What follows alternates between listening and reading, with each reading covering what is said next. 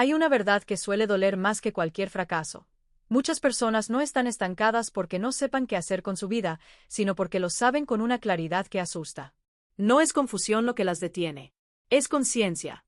Una conciencia silenciosa que acompaña cada decisión pequeña, cada postergación, cada mañana empiezo, cada gesto automático que se repite aunque ya no tenga sentido.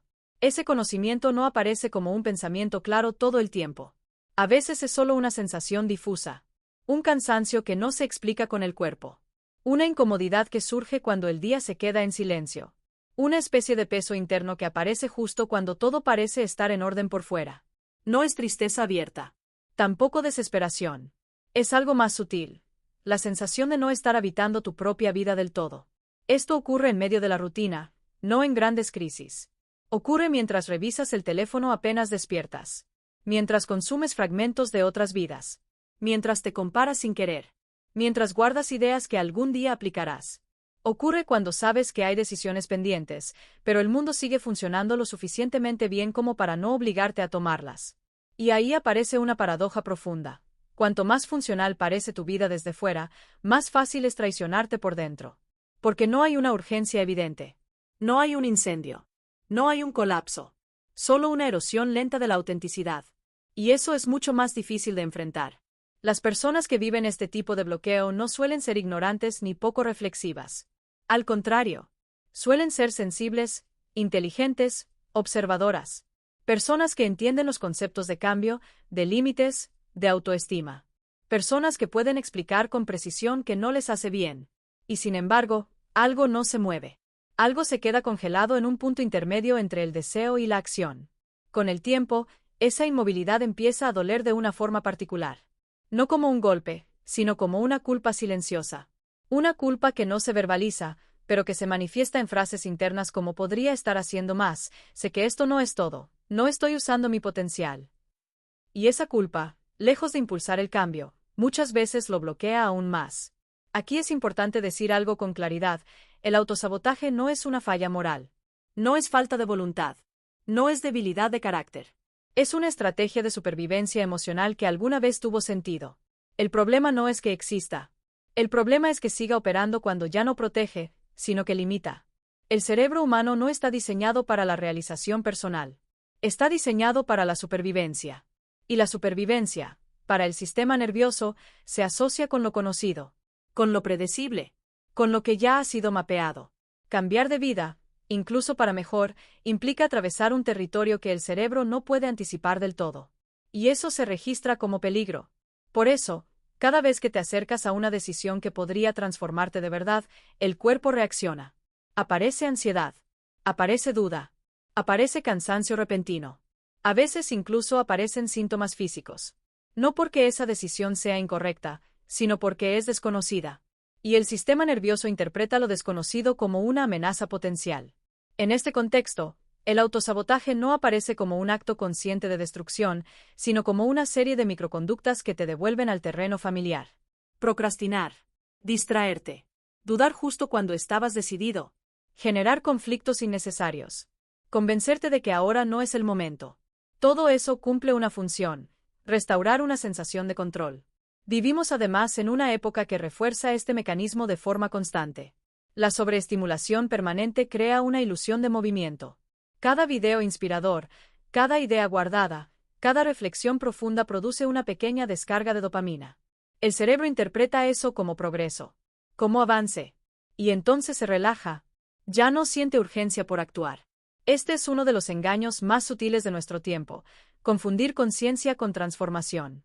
Pensar que entenderse es lo mismo que cambiar. Y no lo es. Entender es un primer paso, pero puede convertirse en una trampa si se queda ahí. Una trampa elegante, intelectual, socialmente aceptada.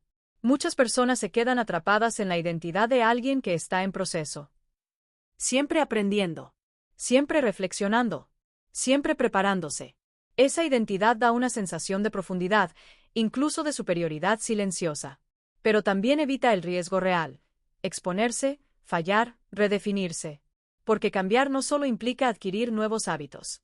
Implica soltar una narrativa sobre quién has sido.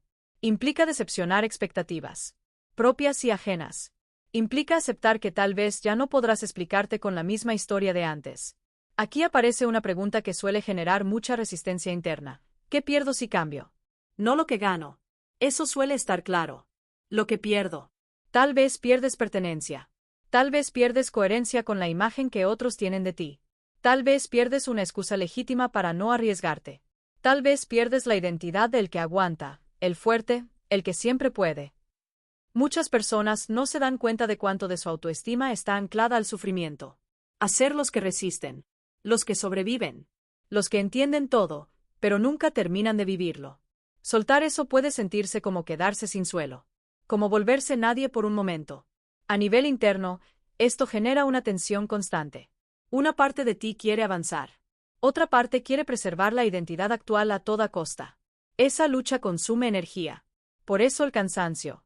Por eso la sensación de estar siempre un poco drenado, incluso cuando no haces nada. El autosabotaje, visto desde esta perspectiva, no es el enemigo. Es un mensajero. Está señalando que hay algo en juego a nivel identitario. Que el cambio que dices querer no es solo externo, sino profundamente interno. Y que tu sistema no se siente preparado para esa pérdida simbólica.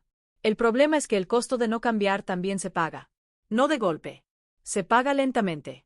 En forma de resentimiento. De desconexión. De apatía.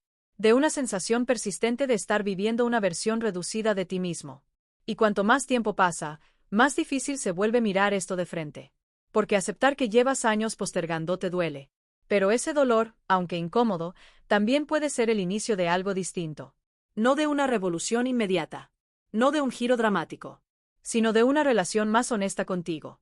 Tal vez el primer cambio real no sea hacer algo distinto, sino dejar de mentirte con suavidad. Dejar de decirte que no es tan grave. Dejar de anestesiar esa voz interna con distracción constante. Escuchar sin huir. Porque en ese silencio, aunque incomode, hay información valiosa. Y lo que empiece a moverse a partir de ahí no tendrá que ver con motivación superficial, sino con algo mucho más profundo. La reconstrucción de tu identidad desde dentro, no desde la validación externa. Y ese proceso, aunque no lo parezca ahora, puede convertirse en el acto más liberador de tu vida. Hay un punto en el que la mente empieza a usar el lenguaje del crecimiento personal como un escudo. Palabras como conciencia, proceso, sanación, tiempo, autocuidado, se vuelven cómodas. No porque sean falsas, sino porque pueden convertirse en una forma elegante de no tocar lo que realmente duele. Se vuelven una narrativa que explica por qué todavía no, porque aún no es el momento, porque primero hay que entender un poco más. Y mientras tanto, la vida sigue pasando. Este tipo de autosabotaje es especialmente sofisticado porque no se vive como negación. Se vive como profundidad, como alguien que se está trabajando. El problema no es la introspección. El problema aparece cuando la introspección reemplaza a la experiencia. Cuando analizar se vuelve más seguro que vivir. Cuando comprender se vuelve más importante que transformarse. Hay personas que saben exactamente por qué son como son.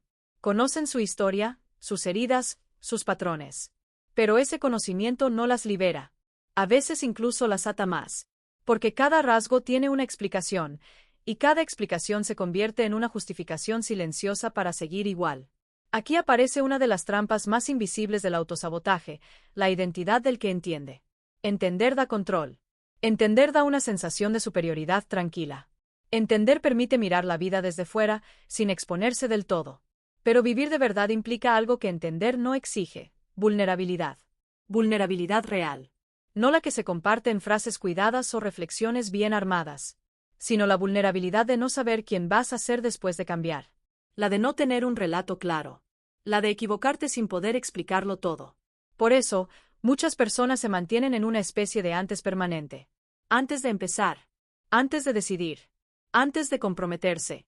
Y ese antes se vuelve un lugar cómodo.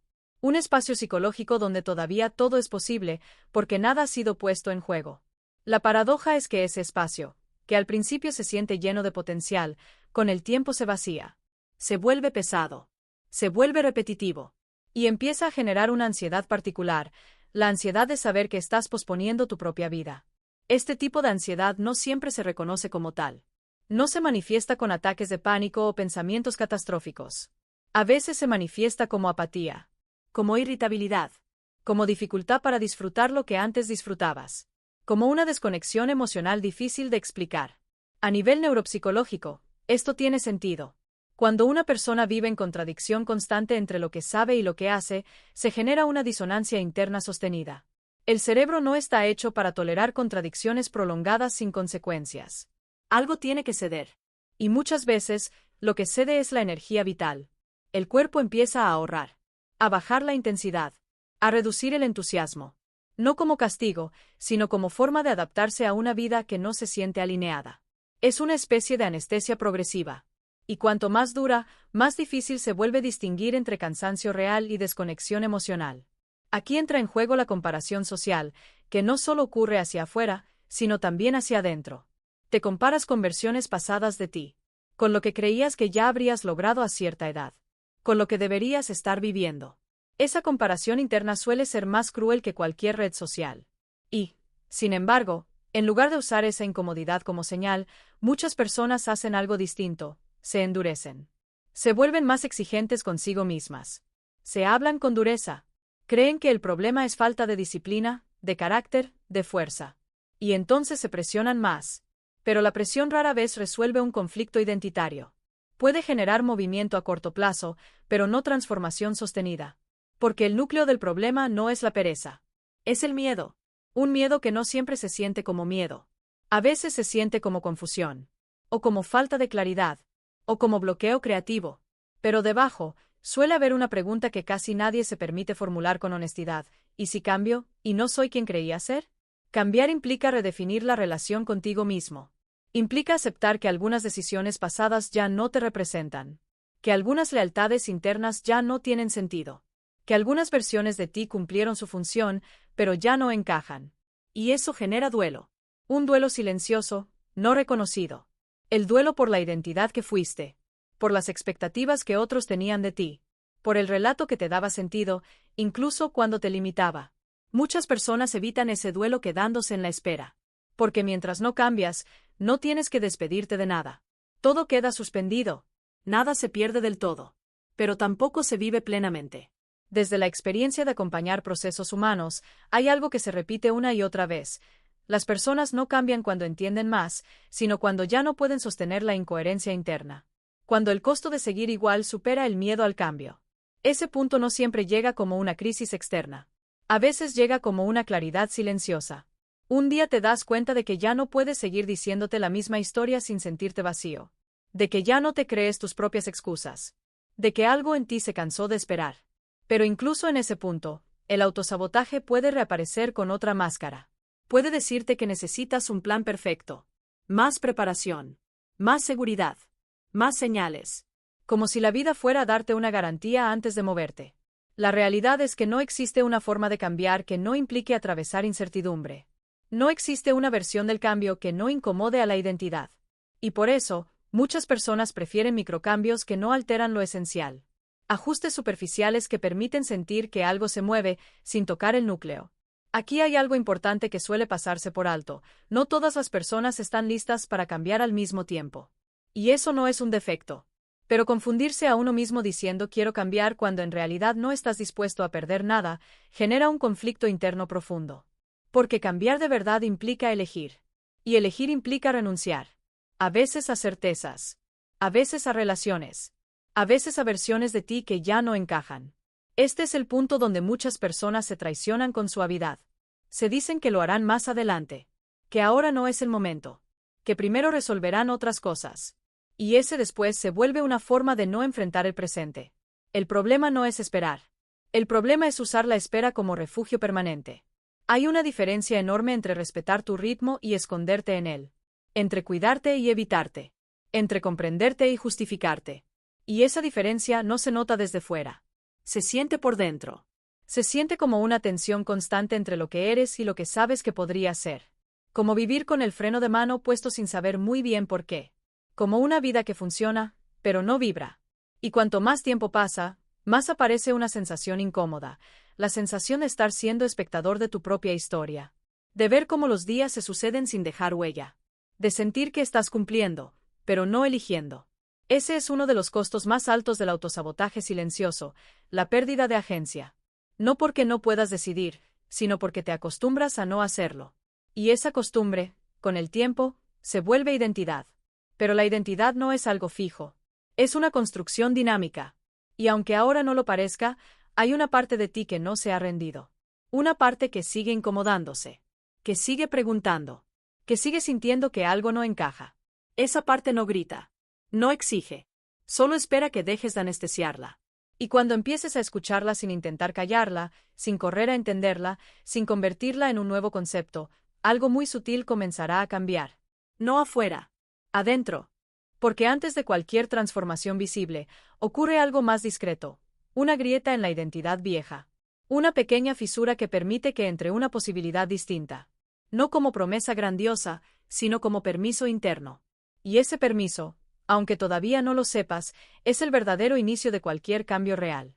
Hay una capa del autosabotaje que rara vez se nombra porque no parece negativa.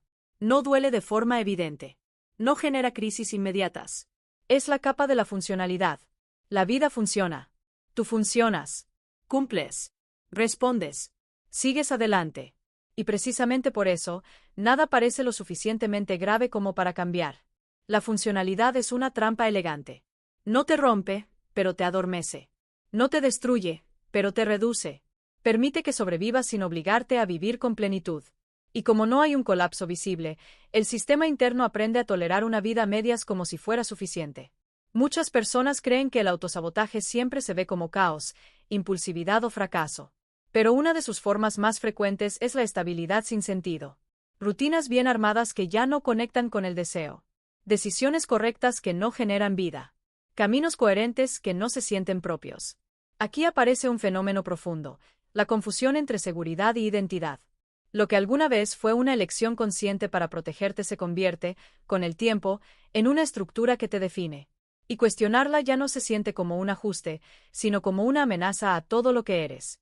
Por eso, incluso cuando surge una oportunidad de cambio, el cuerpo reacciona con una resistencia difícil de explicar. No es pánico abierto. Es una incomodidad sorda. Una especie de rechazo visceral que aparece sin palabras. El sistema nervioso no analiza si el cambio es bueno o malo. Solo evalúa si es familiar o no. A nivel interno, la identidad funciona como un mapa. Te dice cómo actuar, qué esperar, qué evitar. Cambiar ese mapa genera una sensación de desorientación profunda. Y el cerebro, que odia la incertidumbre, prefiere un mapa incorrecto a ninguno. Esto explica por qué muchas personas defienden estilos de vida que ya no les hacen bien. No porque los disfruten, sino porque les dan una sensación de coherencia interna. Cambiar implicaría aceptar que la coherencia pasada ya no sirve. Que lo que te sostuvo antes ahora te limita. Y aceptar eso no es solo un ajuste práctico. Es un golpe al ego. El ego no en el sentido superficial de arrogancia, sino como estructura psicológica que mantiene una narrativa estable sobre quién eres. Esa narrativa incluye tus decisiones pasadas, tus sacrificios, tus renuncias. Cambiar puede sentirse como invalidar todo eso, como admitir que algo fue en vano. Y eso duele más de lo que solemos admitir. Por eso, muchas personas prefieren quedarse donde están antes que enfrentar la idea de que podrían haber elegido distinto. El autosabotaje protege del arrepentimiento anticipado. Protege de la culpa retrospectiva.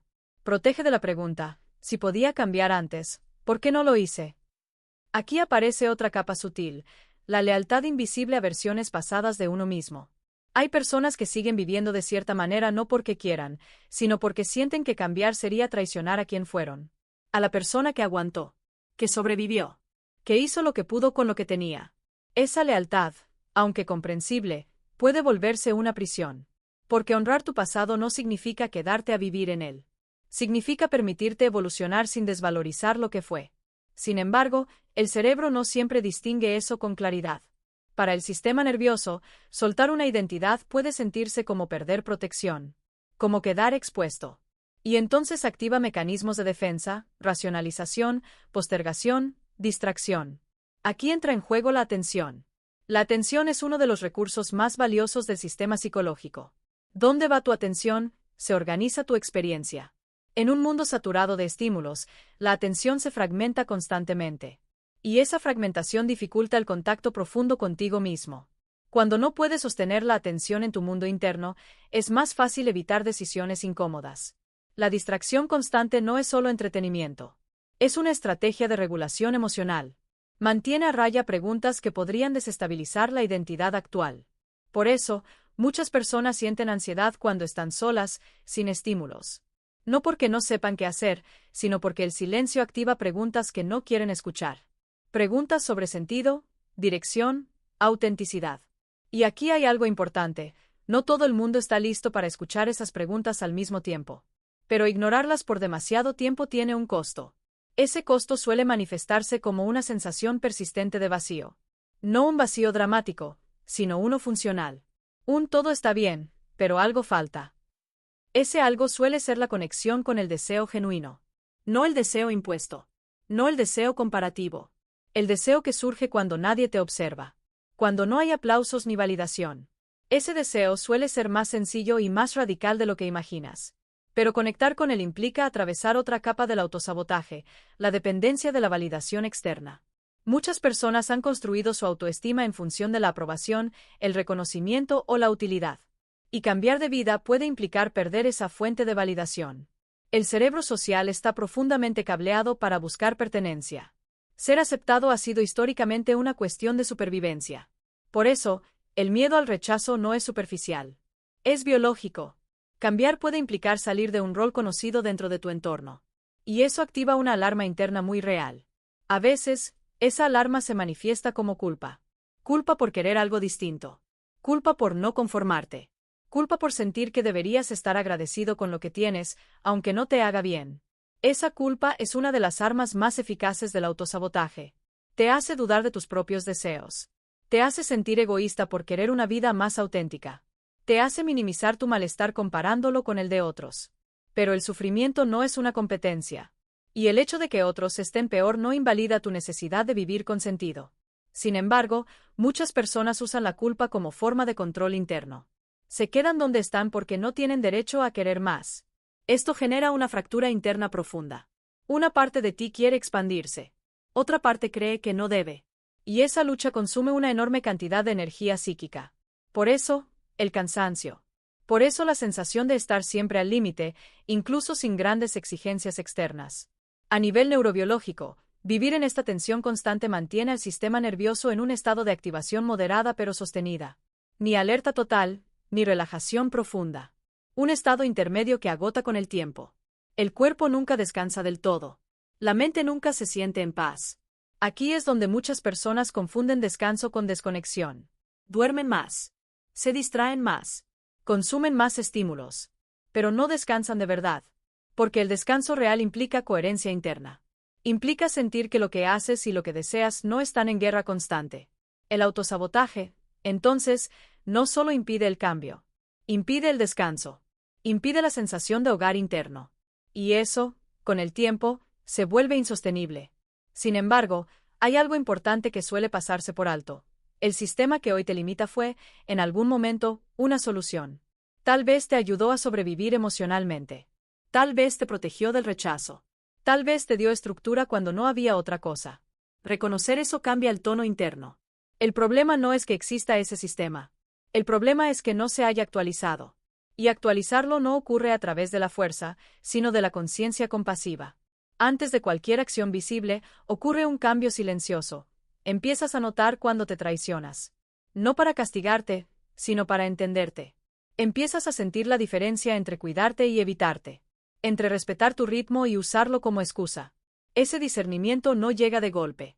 Llega en pequeños momentos de claridad. Momentos en los que ya no puedes ignorar lo que sientes sin sentirte desconectado de ti mismo. Y aunque todavía no sepas qué hacer con esa claridad, el solo hecho de sostenerla sin anestesiarla ya es un movimiento. Un movimiento interno que prepara el terreno para algo distinto. Porque el cambio real no empieza cuando decides hacer algo nuevo. Empieza cuando dejas de proteger una identidad que ya no te representa. Y ese proceso, aunque incómodo, es profundamente humano.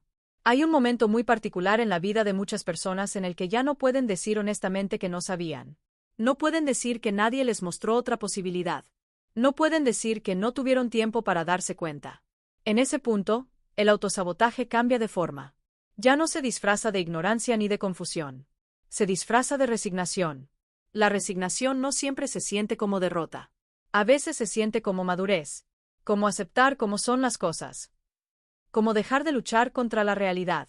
Pero hay una diferencia profunda entre aceptar la realidad y abandonar el deseo. Y esa diferencia suele pasar desapercibida. Aceptar la realidad es ver con claridad lo que hay. Abandonar el deseo es dejar de escuchar una parte esencial de ti. Muchas personas confunden una cosa con la otra, y en ese error silencioso se va apagando algo vital.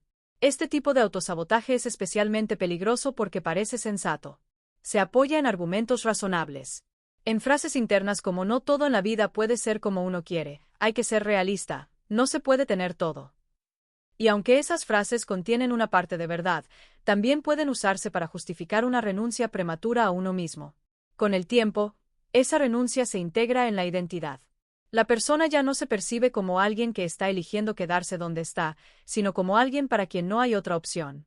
Y cuando una elección se vive como destino, la sensación de libertad desaparece.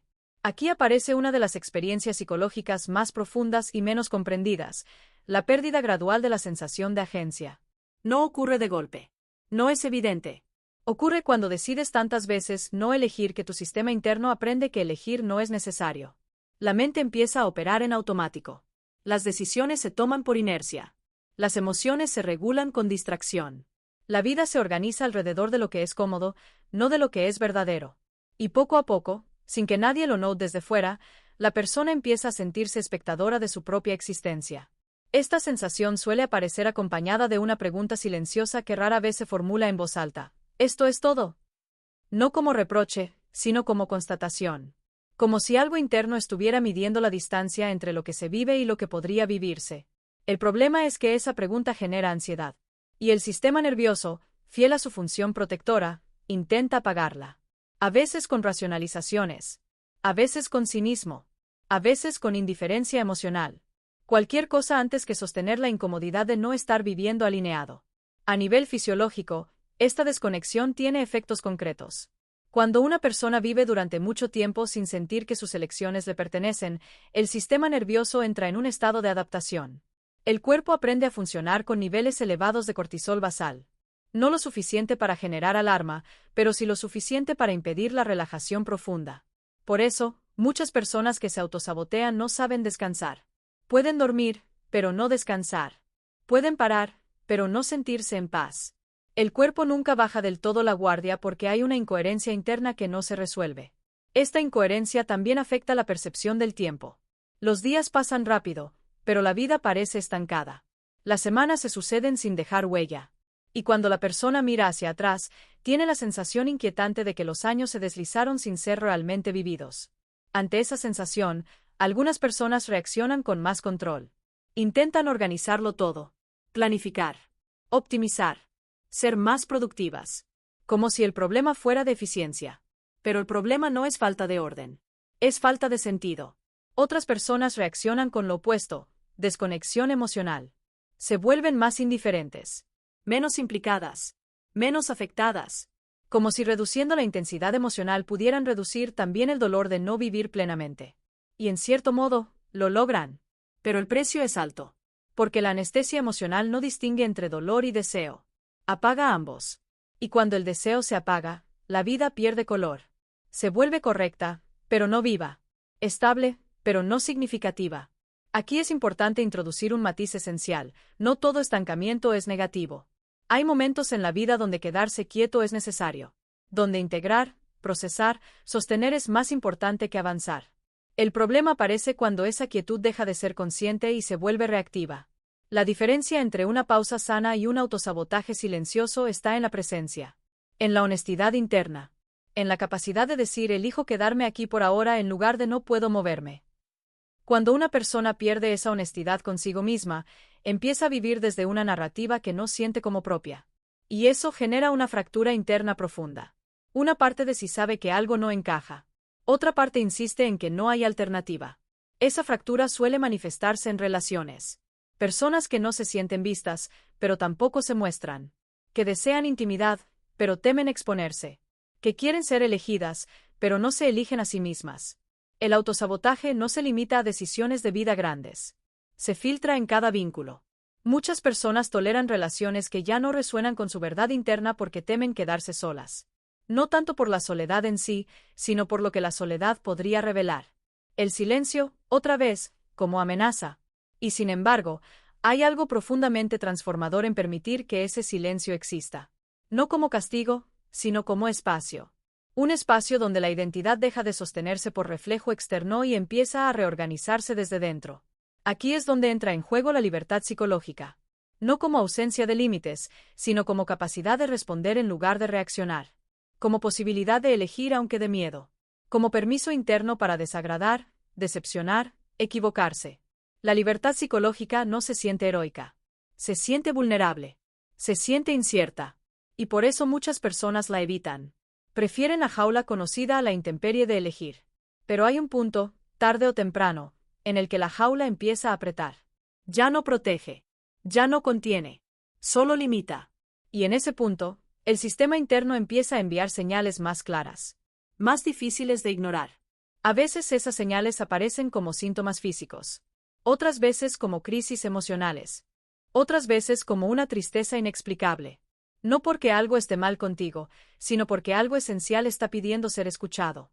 El autosabotaje, en este sentido, no es el problema final. Es la antesala. Es la forma que encuentra el sistema para decir esto ya no alcanza. El problema aparece cuando en lugar de escuchar ese mensaje, intenta silenciarlo aún más. Pero si en lugar de huir te quedas un momento con esa incomodidad, algo empieza a cambiar. No de forma dramática. No con fuegos artificiales. Sino como un ajuste interno sutil. Empiezas a notar cuando te estás negando. Cuando estás actuando por inercia. Cuando estás eligiendo desde el miedo y no desde el deseo. Esa conciencia no te obliga a cambiar de inmediato. Pero te devuelve algo fundamental, la sensación de estar despierto dentro de tu propia vida. Y esa sensación, aunque al principio incomode, es profundamente restauradora. Porque cuando recuperas la presencia, incluso si todavía no sabes qué hacer, dejas de vivir en automático. Y dejar de vivir en automático ya es un acto de libertad. Y desde ahí, desde esa presencia incómoda pero viva, empieza a gestarse algo distinto. No una decisión aún. No un plan. Sino una relación más honesta contigo mismo. Una relación donde ya no necesitas traicionarte para sentirte a salvo. Hay un miedo que rara vez se reconoce porque no se presenta como terror, sino como duda persistente. No paraliza de golpe. Se infiltra. Hace que pospongas, que ajustes expectativas, que reduzcas deseos. Es el miedo a descubrir que, si dejas de sostener la imagen que has construido, tal vez no haya nada sólido debajo. No porque no seas valioso, sino porque nunca te has permitido conocerte sin máscaras. Este miedo se conecta directamente con la autoestima interna. No la que se expresa en frases positivas o en logros visibles, sino la que se siente cuando nadie te observa. La que se manifiesta en el silencio, cuando no hay aplausos, ni validación, ni comparación posible. Muchas personas descubren, con incomodidad, que no saben quiénes son en ese espacio. Y entonces ocurre algo curioso. En lugar de construir una relación más profunda consigo mismas, refuerzan la identidad externa.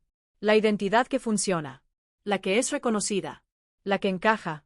Porque esa identidad, aunque rígida, ofrece certezas. Ofrece un lugar. Ofrece un espejo. La identidad externa se alimenta de señales claras. Aprobación, rendimiento, utilidad, coherencia. Es una identidad que responde bien a sistemas, a reglas, a expectativas. Y en muchos contextos, es necesaria. El problema aparece cuando se convierte en el único lugar desde el cual te reconoces. Cuando toda tu sensación de valor depende de cómo te perciben, cambiar se vuelve peligroso. Porque cambiar implica arriesgar esa percepción. Implica fallar públicamente. Implica no cumplir con el guión que otros esperan. Y el sistema nervioso, profundamente social, registra eso como una amenaza real. Por eso, muchas personas prefieren mantenerse en vidas que no sienten propias antes que atravesar la incomodidad de decepcionar. No porque sean débiles, sino porque el rechazo activa memorias antiguas. Memorias donde no ser aceptado significaba no ser amado. No pertenecer. No sobrevivir emocionalmente. Aquí es importante entender algo fundamental. El cerebro no distingue entre un rechazo real y uno imaginado. Anticipar la desaprobación puede generar la misma activación fisiológica que experimentarla. Por eso, muchas decisiones nunca se toman. El miedo ocurre antes. En la anticipación. Y esa anticipación se vuelve un diálogo interno constante. Una voz que cuestiona, que duda, que minimiza. No grita. No ataca. Simplemente siembra incertidumbre. ¿Y si no eres tan bueno como crees? ¿Y si pierdes lo que ya tienes? ¿Y si te equivocas y no hay vuelta atrás? Esa voz no aparece de la nada. Es el resultado de años de adaptación. De aprender que ser aceptado era más importante que ser auténtico. De aprender que mostrar ciertas partes de ti generaba distancia, crítica o incomodidad en otros. Así, poco a poco, la identidad real se va guardando. No desaparece. Se repliega. Espera. Y mientras tanto, la identidad construida toma el control. Decide. Actúa. Se defiende. El autosabotaje, en este punto, cumple una función muy específica: proteger la identidad construida de cualquier amenaza. Incluso si esa amenaza es una vida más auténtica. Cambiar implicaría hacer visibles partes de ti que no han sido validadas. Implicaría arriesgarte a no gustar, a no encajar, a no ser entendido. Y para alguien cuya autoestima depende del reflejo externo, eso puede sentirse insoportable. Por eso, muchas personas confunden paz con conformidad. Confunden estabilidad con resignación. Confunden seguridad con ausencia de deseo. Y se convencen de que querer más es inmaduro, egoísta o irrealista. Pero el deseo no desaparece por decreto. Solo se reprime. Y lo reprimido no se va. Se filtra. Aparece como irritación. Como tristeza sin causa clara. Como una sensación de estar viviendo una vida que pertenece a otra persona. Aquí aparece otra capa del autosabotaje, la comparación constante. No solo con otros, sino con versiones idealizadas de uno mismo. Ves lo que otros hacen, lo que otros muestran, y una parte de ti se siente inferior. Otra parte se siente superior. Ambas reacciones son defensivas.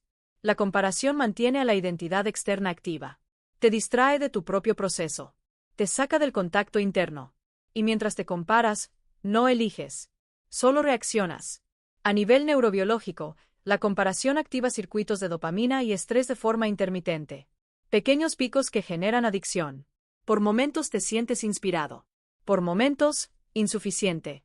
Ese vaivén mantiene al sistema nervioso ocupado, evitando un estado más profundo de presencia. Y sin presencia, no hay elección real. Solo repetición.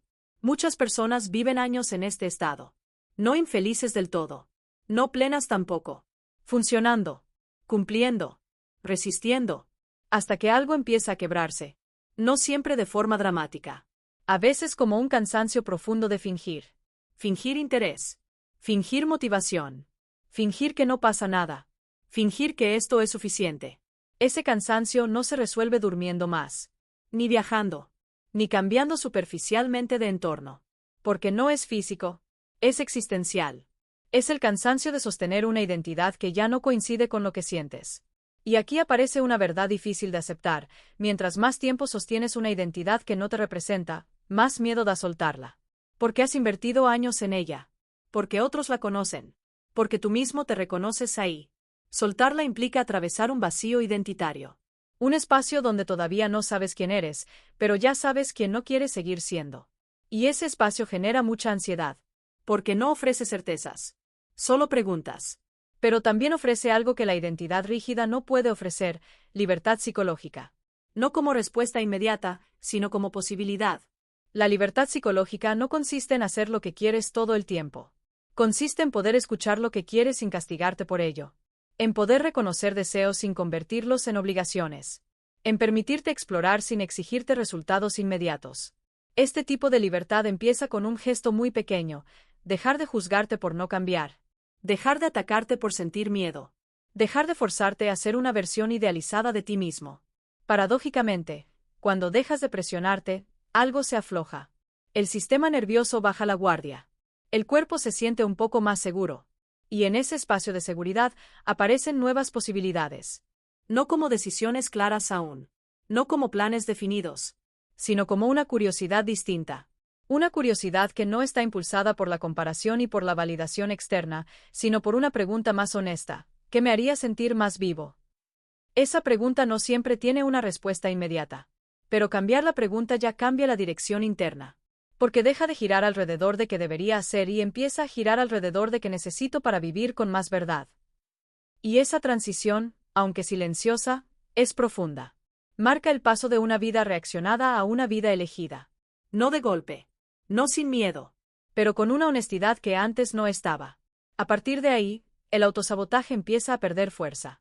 No porque desaparezca, sino porque ya no gobierna en la sombra. Empieza a ser visto, nombrado internamente, comprendido. Y cuando algo es comprendido sin juicio, deja de necesitar defenderse con tanta intensidad. Hay un momento en el que el miedo deja de estar asociado al cambio y empieza a vincularse con algo más profundo, la posibilidad de no dejar huella. No en el sentido grandioso de ser recordado por muchos, sino en el sentido íntimo de sentir que tu vida tuvo peso, que no pasó como un borrador. Ese miedo no suele nombrarse porque parece exagerado, pero opera en silencio en muchas decisiones pequeñas. No es solo miedo a fallar. Es miedo a que, incluso si todo sigue igual, el tiempo avance sin que tú hayas estado realmente presente. Miedo a mirar atrás y sentir que sobreviviste, pero no habitaste. Que cumpliste, pero no elegiste. Ese miedo no grita. Susurra. Y precisamente por eso es tan eficaz. Cuando una persona vive durante mucho tiempo sin sentir que sus decisiones le pertenecen, empieza a desarrollar una relación extraña con el tiempo. El futuro se vuelve abstracto. El pasado se siente lejano. El presente se vive como algo que hay que atravesar, no como algo que se elige. Y en ese estado, el autosabotaje se vuelve casi automático. Porque si el presente no se siente significativo, el sistema interno busca estímulos que lo hagan más tolerable.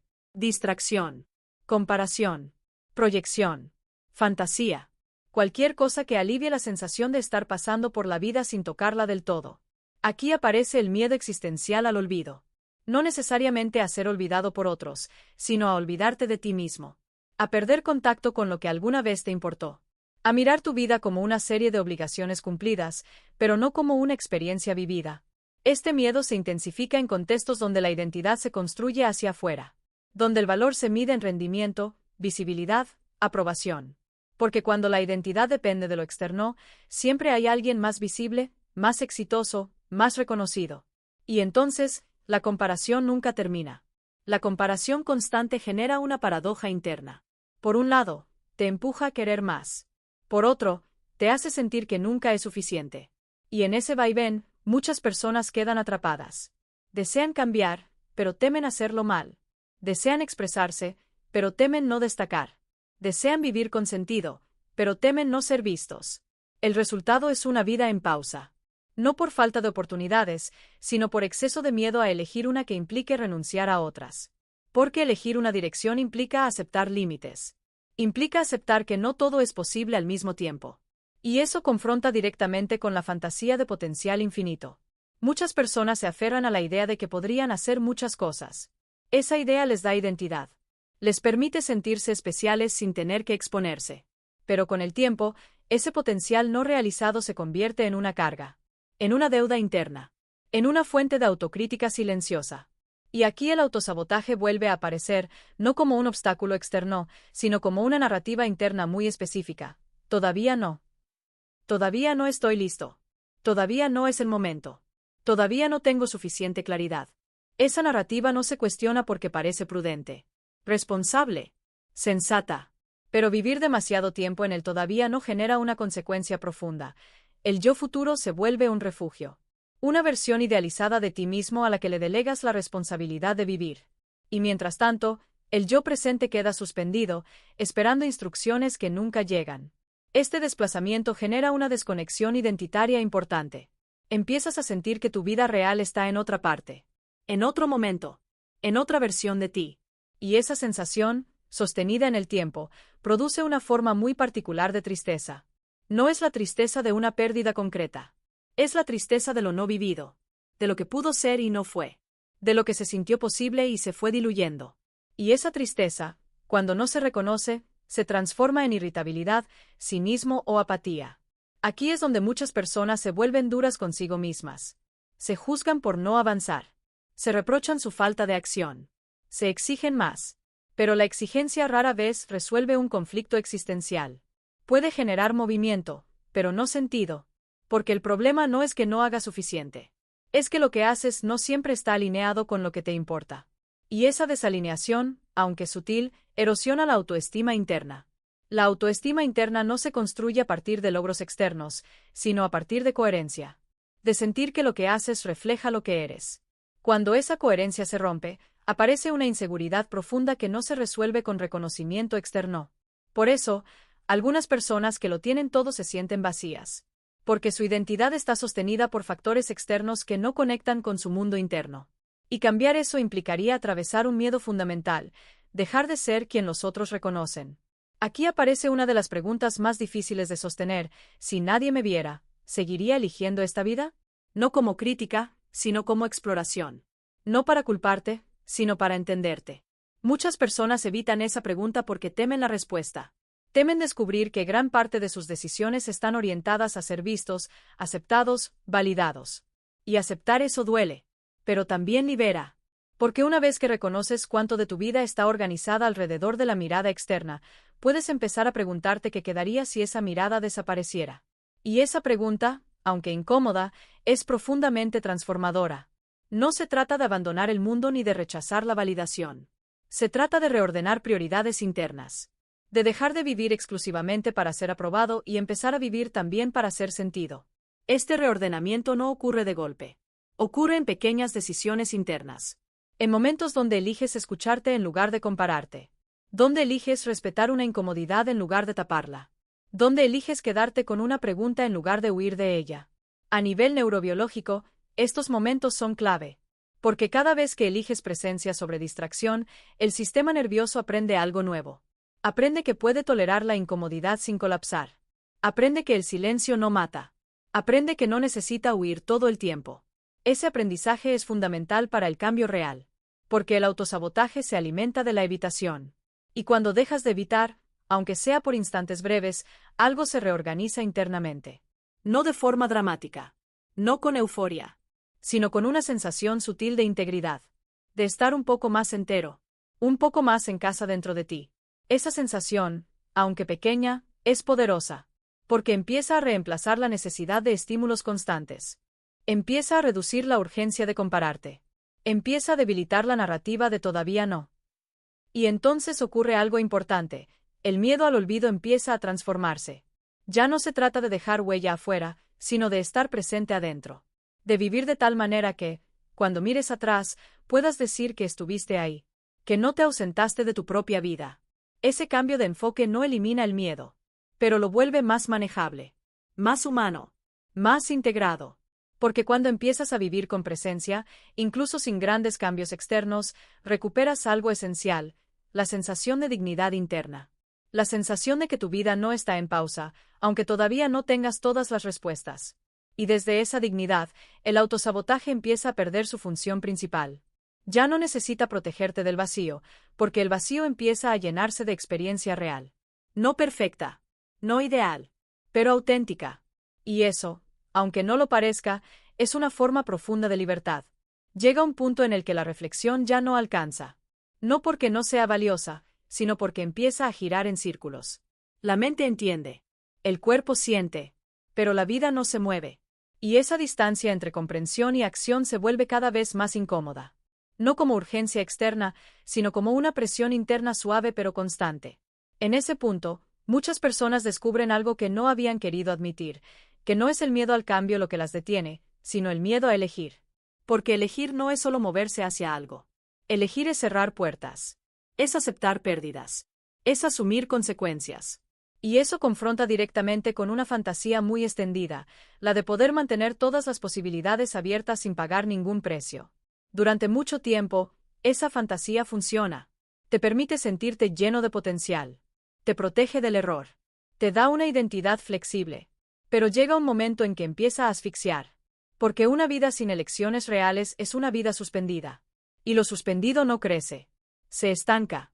Elegir implica decir esto sí, al mismo tiempo, esto no. Implica aceptar que no todas las versiones de ti pueden coexistir. Que no puedes ser todo a la vez. Y para una identidad construida alrededor de la validación externa, esa renuncia se siente como una amenaza profunda. Por eso, muchas personas evitan elegir manteniéndose ocupadas. Siempre hay algo que hacer, algo que mejorar, algo que optimizar. La acción constante se convierte en una forma de evasión. Mientras haces, no eliges. Mientras produces, no te preguntas. Mientras te mueves, no te detienes a sentir. Pero el cuerpo no se deja engañar indefinidamente. En algún momento, empieza a pedir coherencia. A través del cansancio, de la irritabilidad, de la pérdida de sentido. No como castigo, sino como señal. Aquí aparece uno de los momentos más delicados del proceso interno, cuando empiezas a notar que seguir igual ya no es neutral, que no elegir también es una elección, que quedarte donde estás tiene un costo real, aunque no siempre visible. Ese costo suele manifestarse primero en los vínculos. Te vuelves menos presente, menos disponible emocionalmente. No porque no te importe, sino porque estás dividido por dentro. Una parte de ti quiere otra vida, otra parte se aferra a la actual. Y esa división se filtra en todo. Empiezas a sentirte incomprendido, aunque no te muestras del todo. Empiezas a sentirte solo, aunque estés acompañado. Empiezas a sentirte desconectado, aunque todo parezca funcionar. Y esa contradicción desgasta. Muchas personas interpretan este desgaste como un problema externo, la relación, el trabajo, el contexto. Y a veces lo es. Pero muchas veces es un reflejo de una desconexión más profunda, la desconexión entre lo que eliges y lo que deseas. Aquí es donde el autosabotaje puede intensificarse. No como inmovilidad, sino como decisiones impulsivas. Cambios bruscos. Rupturas abruptas. Movimientos que parecen valientes, pero que en realidad evitan el contacto profundo con uno mismo. Porque elegir desde la huida no es elegir. Es reaccionar. La diferencia entre una elección auténtica y una reacción es sutil, pero crucial. La reacción busca alivio inmediato. La elección busca coherencia a largo plazo. La reacción apaga la incomodidad. La elección la atraviesa. Y atravesar incomodidad no es algo que se nos haya enseñado. Vivimos en una cultura que promete bienestar rápido. Soluciones inmediatas. Cambios visibles. Pero el tipo de cambio que estamos explorando aquí no es inmediato ni espectacular. Es lento. Incómodo. Silencioso. Implica quedarte con preguntas sin responder. Implica tolerar la sensación de no saber. Implica permitirte estar en un espacio intermedio donde la identidad vieja ya no encaja, pero la nueva aún no se ha formado. Ese espacio es profundamente inestable. Y por eso muchas personas lo evitan. Prefieren volver a lo conocido antes que sostener esa incertidumbre. No porque sean cobardes, sino porque el sistema nervioso no está acostumbrado a ese tipo de vacío. Pero hay algo que ocurre cuando te permites permanecer ahí sin huir. Empiezas a notar que el miedo no es infinito. Que sube, se intensifica, y luego baja. Que no te destruye. Que no te anula. Y ese descubrimiento cambia la relación con el miedo. A nivel neurobiológico, esto es clave. Cada vez que toleras la incomodidad sin escapar, el cerebro aprende que no necesita activar mecanismos de defensa tan intensos. Aprende que puede confiar un poco más. Que no todo cambio implica peligro. Ese aprendizaje no se da a través del pensamiento, sino de la experiencia. Por eso, entender no es suficiente. Hay que vivirlo, aunque sea en pequeñas dosis. Aquí es donde muchas personas se sorprenden. Porque descubren que el mayor obstáculo no era la falta de capacidad, sino la falta de permiso interno. Permiso para elegir sin garantías. Permiso para equivocarse sin justificarse. Permiso para decepcionar sin destruirse. Ese permiso no llega de afuera. Nadie puede dártelo. Llega cuando reconoces que seguir esperando también es una forma de perderte. Que la perfección es otra máscara del miedo. Que la claridad absoluta nunca llega antes de la acción. Elegir no elimina el miedo. Pero lo transforma. Lo vuelve acompañante, no director. Y esa diferencia es enorme. Cuando empiezas a elegir desde un lugar más honesto, incluso decisiones pequeñas se sienten distintas. No necesariamente más fáciles, pero más tuyas. Y esa sensación de autoría es profundamente restauradora para la autoestima interna. Empiezas a confiar un poco más en ti. No porque todo salga bien, sino porque te ves respondiendo. Adaptándote. Sosteniéndote. Y esa confianza no se construye con pensamientos positivos, sino con experiencia vivida. Aquí se acerca el núcleo emocional de todo este proceso. Lo que realmente está en juego no es el éxito, ni el fracaso, ni el reconocimiento. Es la relación contigo mismo. Es si puedes mirarte sin sentir que te estás traicionando. El autosabotaje, en este punto, pierde parte de su fuerza porque ya no tiene el mismo rol. Ya no te protege de elegir. Porque has descubierto que no elegir te duele más. Eso no significa que desaparezca. Significa que empieza a ser visto como lo que es, un patrón antiguo que ya no tiene la última palabra. Un reflejo, no un destino. Y cuando llegas ahí, algo cambia en la forma en que te relacionas con tu historia. Ya no la usas como excusa ni como condena.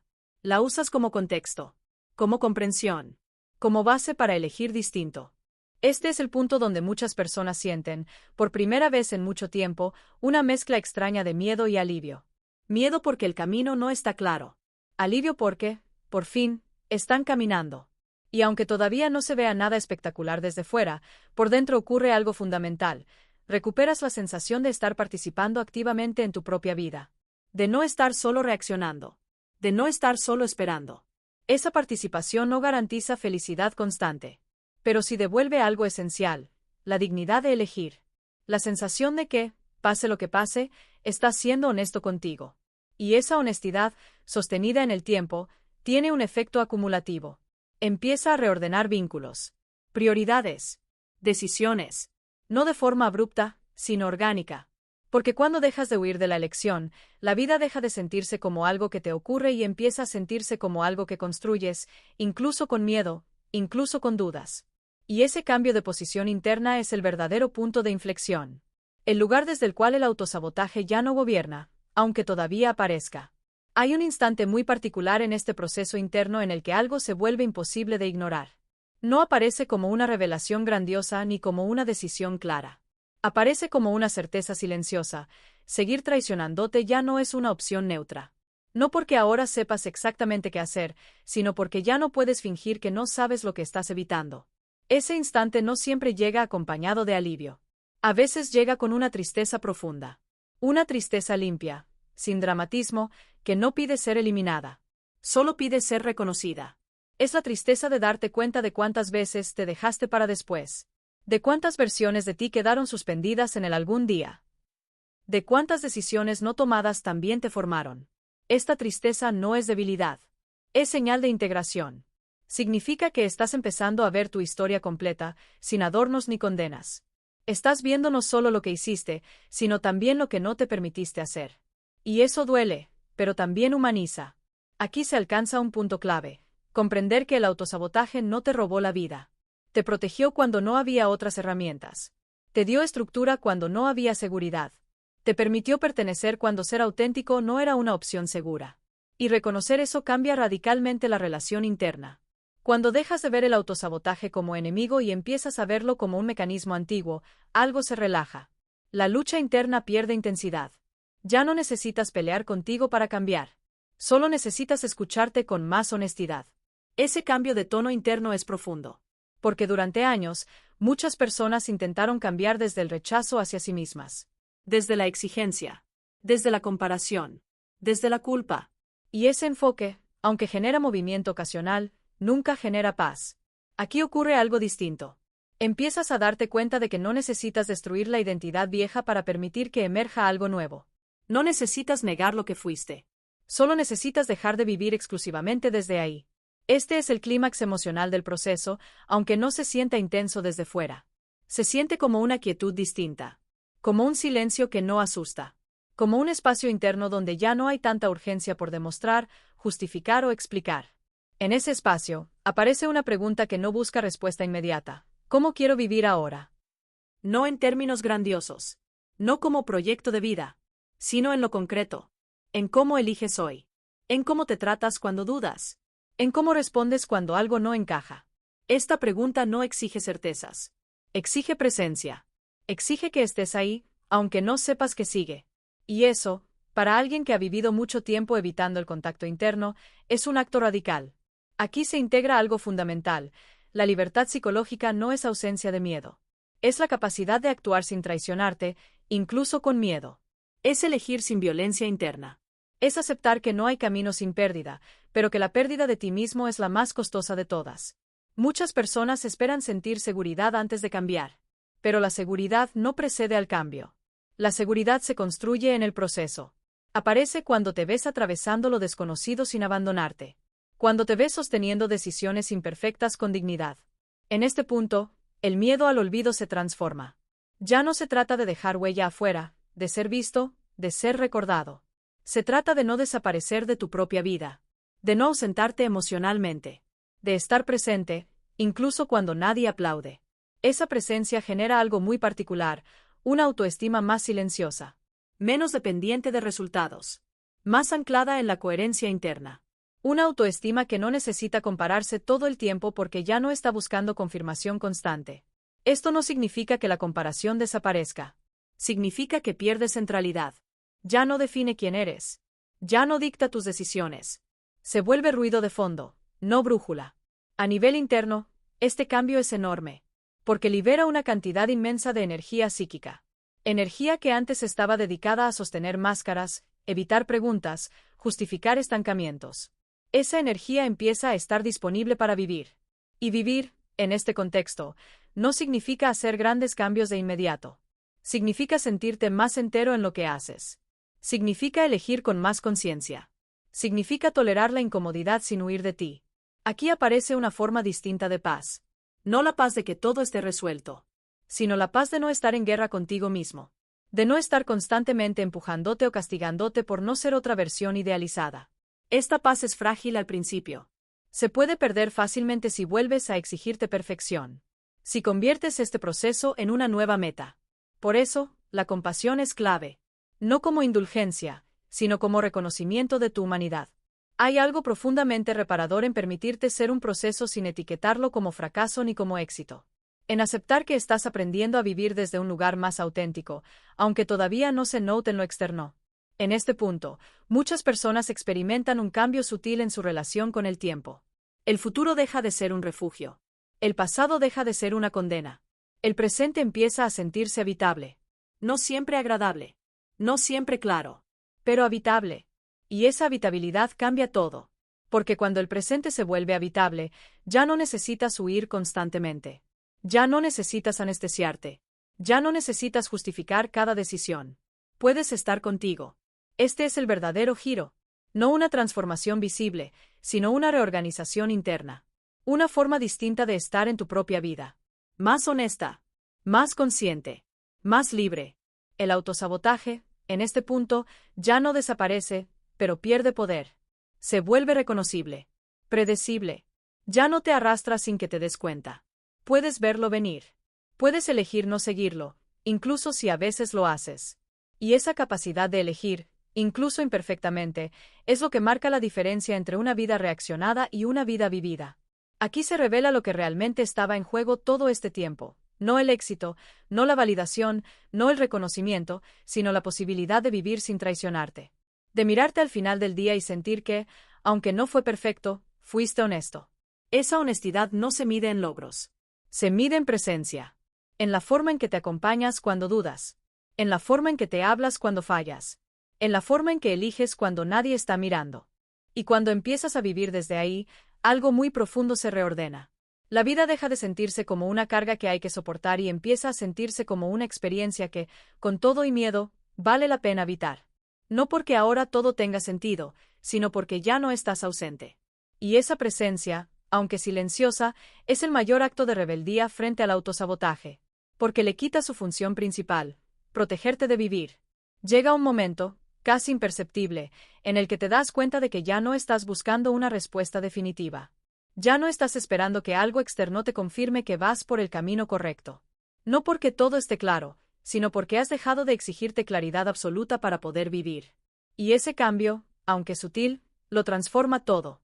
En ese punto, algo se acomoda dentro de ti. No como una solución mágica, sino como una reconciliación. Empiezas a aceptar que vivir implica incertidumbre. Que no hay versión de la vida sin riesgo emocional. Que no existe elección que no implique pérdida. Y, por primera vez, eso deja de paralizarte. Lo que antes se vivía como miedo empieza a sentirse como respeto. Respeto por lo que está en juego. Respeto por tu historia. Respeto por la vida misma. Porque cuando dejas de luchar contra la incertidumbre, descubres que no era el enemigo. Era el umbral. Durante mucho tiempo, creíste que el autosabotaje era el problema principal. Que si lograbas eliminarlo, todo fluiría. Pero ahora empiezas a ver algo distinto. El autosabotaje era una señal. Una señal de que estabas intentando vivir desde un lugar que ya no te representaba. Una señal de que algo en ti pedía ser escuchado con más profundidad. Y cuando escuchas de verdad, sin juicio ni urgencia, aparece una forma distinta de claridad.